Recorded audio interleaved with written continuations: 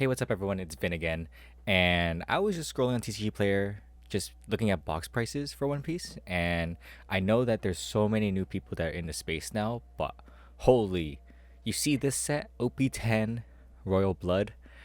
This is kind of a stinker set in my opinion, but it's already at 173. I know a lot of the people who play, the players, the collectors of One Piece, they're pretty upset about how many people are coming into the space, especially people who are mainly looking for for profit, like scalpers, all the investor bros, pokey bros. I'm pretty annoyed about that too. However, I think I've kind of just accepted it at this point. Like, just gotta adapt to what the space has become. One Piece is no longer a player focused game now. It's more so of a hybrid that just includes a wide variety of people. You have the players, collectors, you have the investors, pokebros, scalpers. You just have a large variety of people now, and there's really no point in, I guess, complaining now. Oh, actually, you can still complain. I would complain too because I really want to open boxes. I love opening boxes, so I am annoyed that all these people who came in are buying up all the boxes now, so I can't really open. With OP14 around the corner, even pre-sale prices for that box is kind of crazy. I think I forget what it's called. 07Cs. I don't really like the set name. It's pretty bad. like I don't really know what it is. It's not memorable of a name to me. But pre-sale, you see this $233, and the set is releasing next week. This is really crazy prices. I'm more so concerned and worried that hopefully I can get some boxes to actually open. I do want to record it and stuff too. I'm really hoping I can get it for MSRP. That's what I'm worried about now, and I think that's what a lot of players and collectors are worried about too. If they could get their hands on the set, like older sets, I don't. That's in the past. Doesn't really matter anymore. I think everyone pretty much got their play sets, alt arts, whatever. I just think that newer sets now going forward, we'll have to see just how stock will be. Of course, older cards. It does suck to see the prices of the older cards go up like crazy to the point where it's pretty much financially irresponsible to buy them. Such as this Nami's in general. Nami's a super waifu, so this card, I should have got this back when it was like $100, $200, but now it's like 700, 800. So pretty much unobtainable for me. And even newer sets now, Legacy of the Master. Oh my god, what the? I just saw it was like 180 before. Now, looking at it now, crazy buyouts are happening left and right. $214 now for lowest listing, which is actually insane for this set. It's one of the newer sets. OPO5 is already at OPO7 is at 290 now. These prices are pretty crazy, honestly. On one hand, right, I'm a player slash collector. I've been playing since the beginning. It sucks to see since I love to open product. Maybe that's pretty financially irresponsible in the first place for me to do so. Ripping is never the way to go. Sealed singles are always the best, but ripping product is so fun. I think now at this point, I'm starting to see just how true sealed being king is. It's always best to just hold on to your product. Looking at OPO1, I've opened so many OPO1 booster boxes, and I don't even want to look at it. I don't even want to search it up. The price of OPO1 is insane. I really regret opening all those OPO1 boxes. I really do. Just to hunt for what? I was hunting the leaders. I wasn't even hunting the manga. I was hunting the leaders for OPO1 because I didn't have all the leaders yet. Thankfully, I do now, but I opened so many boxes just to get them, It really sucks. I should have kept at least one sealed, but I didn't. Now I know my lesson. Just to keep at least, I feel like you should just now keep at least one box sealed. Also, just adapt to what this has become, the space has become. Just be smarter with what you open, what you hold, what you sell. I think now is just a good time to adapt. It's also a good time to sell. Those who have been collecting for a while, this is also an opportunity for you. It's a good time to sell cards. People are eager to buy One Piece cards left and right. So if you do have cards that have pumped like crazy, it's also a good time to sell them. Think of it as an opportunity to just sell the cards. So yeah, I think I'm just worried about product, how crazy it will be, since product has always been an issue with One Piece.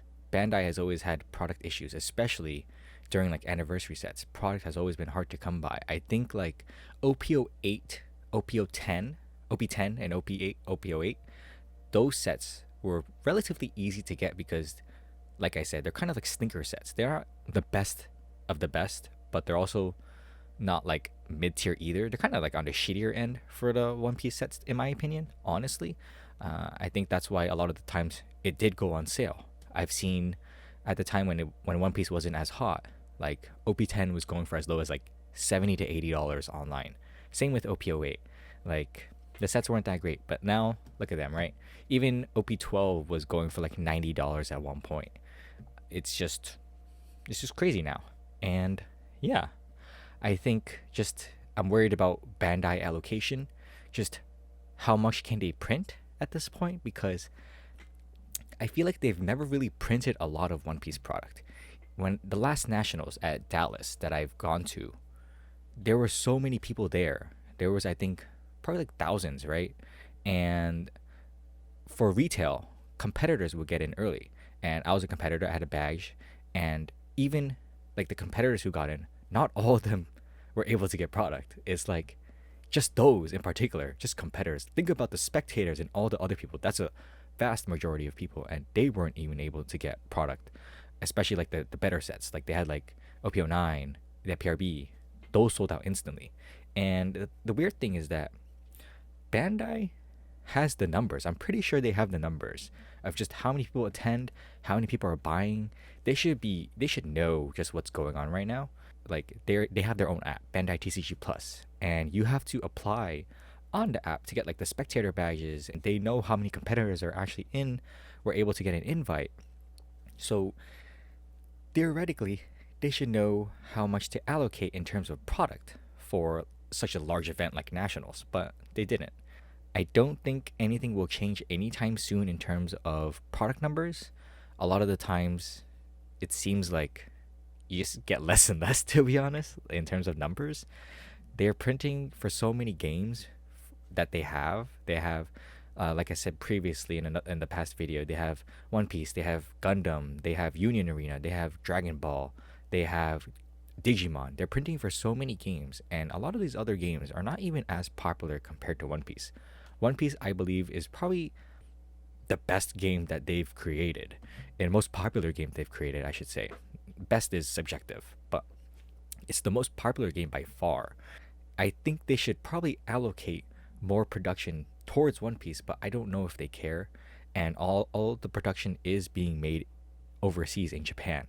So there is a huge bottleneck there in terms of production that they can do. Just recently, I also saw this video that Leonhardt is Pokemon YouTuber, 2 million subscribers. I guess he got a case of OP14, and he unboxed he got it from Bandai specifically, and he got the Mihawk manga. And it's like the question, like, it's not about, I'm not mad that he was able to get product from Bandai. Cool, he's a big YouTuber, of course. He has the status, you know? It's just a matter of why. Why specifically give it to Leonhardt himself, since he's mainly predominantly in Pokemon, not in One Piece. But I guess you can also see right here, there is a more, I don't even watch his videos, but I guess he toured the Bandai facility, so I guess there is a connection directly with Bandai and the One Piece card game. So he has more leverage. He could probably get the free case easily. It's just a matter of, I feel like he's not the right person to give free product to. I think it's more so, I feel like it's more justified to give it to create One Piece creators who've actually helped build the foundation for the game itself. And I know this serves as a purpose to just cast a wider net, a larger audience, spread like the One Piece card game to people who don't even know what the game is about. It makes a lot of sense, of course, marketing wise, to just give it to a larger guy, larger creator who's adjacent to the card space but not in the One Piece space. But I don't know. I feel like Bandai should know that right now there's like One Piece is so hot right now. It doesn't even need this advertisement. It really doesn't. Product will already fly off the shelves without Leonhardt's video. It just seems very weird to give it to him. Like, I don't even think he cares about One Piece, to be honest. I really don't. It's just super hot right now, and that's pretty much it. I think he did like an OPO5 case unboxing before. He did get the Oda sign, so he did dabble a little bit into One Piece space. But I think it's only like a couple videos that he's ever created. More so, it's mainly dominated by Pokemon. So there is that. I mean, a lot of people are mad on Twitter, rightfully so. But I mean, I don't really care. Whatever. It's whatever. He's a large YouTuber. It's whatever.